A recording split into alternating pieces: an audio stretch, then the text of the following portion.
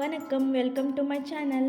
இன்றைக்கி நம்ம பார்க்க போகிற ரெசிபி சுவையான காலிஃப்ளவர் கிரேவி எப்படி செய்ய போகிறதுன்னு தான் இன்றைக்கி பார்க்க போகிறோம்.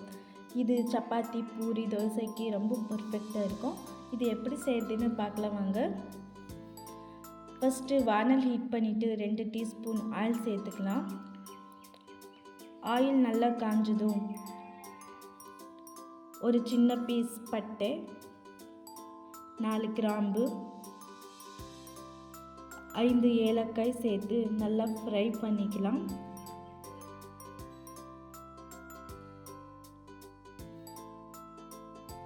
இது நல்லா ஃப்ரை ஆனதையும் 6 பல் பூண்டு சேர்த்துக்கிறேன். இதை நல்லா ஃப்ரை பண்ணிக்கலாம். இது நல்லா ஃப்ரை ஆனதையும் 2 பெரிய சைஸ் வெங்காயத்தை கட் பண்ணி சேர்த்துக்கிறேன். வெங்காயத்தை நல்லா வதக்கிக்கலாம். இது நல்லா வதங்கணும். இந்த ஸ்டேஜில் இருக்கும்போது 2 பெரிய சைஸ் தக்காளி கட் பண்ணி சேர்த்துருக்கேன். இது நல்லா வதங்கட்டும்.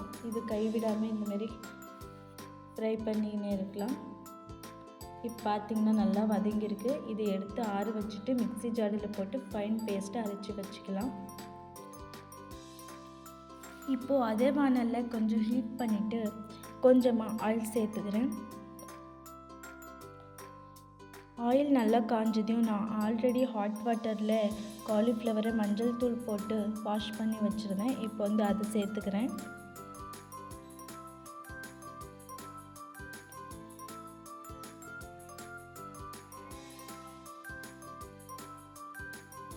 இது நல்லா ஆயிலில் ஃப்ரை பண்ணிக்கலாம் ஃபஸ்ட்டு.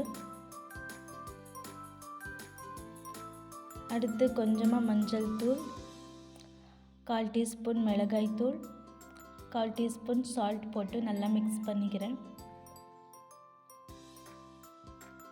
அடுப்பு சிம்மில் வச்சுக்கின்னு இதே மாதிரி மிக்ஸ் பண்ணிக்கிட்டே இருக்கணும். இது நல்லா மிக்ஸ்அப் ஆகணும். இது மிக்ஸ் பண்ணது இதை எடுத்து சைடில் வச்சுக்கலாம்.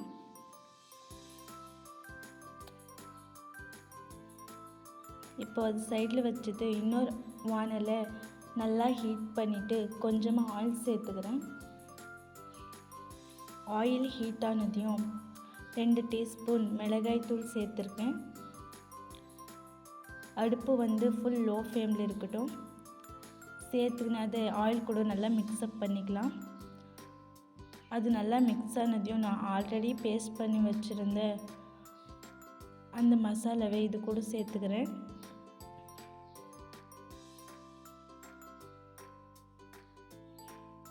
அதையும் நல்லா மிக்ஸ்அப் பண்ணிக்கலாம். ஆல்ரெடி நான் சொல்லியிருக்கேன், ஸ்டவ் லோ ஃப்ளேமில் இருக்கணும்னு. லோ ஃப்ளேமில் வச்சுக்கின்னு இதெல்லாம் செய்யணும், இல்லைன்னா தீஞ்சிடும். பார்த்திங்கன்னா தெரியும். இந்த ஸ்டேஜுக்கு வந்த பிறகு இதுக்கு மசாலாஸ் ஆட் பண்ணிக்கலாம். 1 டீஸ்பூன் கரம் மசாலா, 1/4 டீஸ்பூன் மஞ்சள் தூள், 1 டீஸ்பூன் தனியாத்தூள் சேர்த்து நல்லா மிக்ஸ் பண்ணிக்கலாம். இது நல்லா மிக்ஸ் ஆனதையும் நான் பட்டாணியை நல்லா வேக வச்சு எடுத்து வச்சுருக்கேன். அது சேர்த்துருக்கேன்.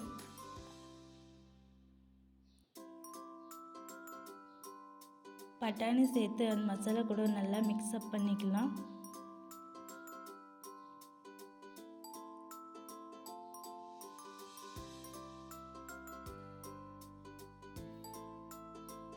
இப்போது ஆல்ரெடி நான் ஆயிலில் ஃப்ரை பண்ணி வச்ச காலிஃப்ளவர் சேர்த்துருக்கேன். இது சேர்த்து ஒரு 2 மினிட்ஸ் நல்லா மிக்ஸ் பண்ணிக்கலாம்.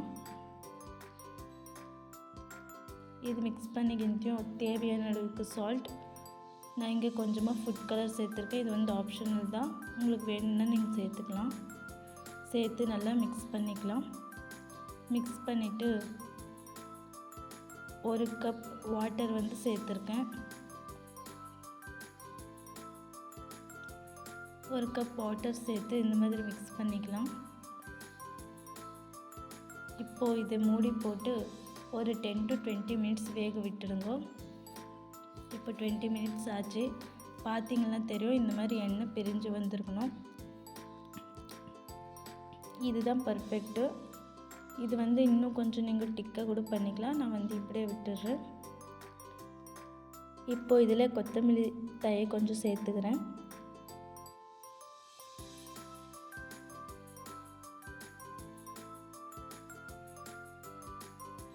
அப்புறம் இதுக்கு கஸ்தூரி மெத்தி சேர்த்துருக்கேன். இது வந்து ஆப்ஷனல். இது போட்டு நல்லா மிக்ஸ்அப் பண்ணிக்கோங்க. இவ்வளோதான் ஃப்ரெண்ட்ஸ். இந்த கிரேவி வந்து குயிக்காக செஞ்சிடலாம். இது ஒன்றும் பெரிய கஷ்டமாக இருந்ததுனால இல்லை, வீட்டில் இருக்கிற பொருளை வச்சு ஈஸியாக குயிக்காக செஞ்சிடலாம். இது வந்து சப்பாத்திக்கு வந்து சூப்பராக இருக்கும். சப்பாத்தி செஞ்சப்போ இது வந்து ட்ரை பண்ணி பாருங்கள் வீட்டில். நீங்களே விரும்பி அடுத்த வாட்டியும் இதே செய்யணும்னு உங்களுக்கு தோணும், அந்த அளவுக்கு இருக்கும். தேங்க்யூ ஃபார் வாட்சிங். ப்ளீஸ் எனக்கு சப்போர்ட் பண்ணி சப்ஸ்கிரைப் பண்ணுங்கள் ஃப்ரெண்ட்ஸ். தேங்க்யூ.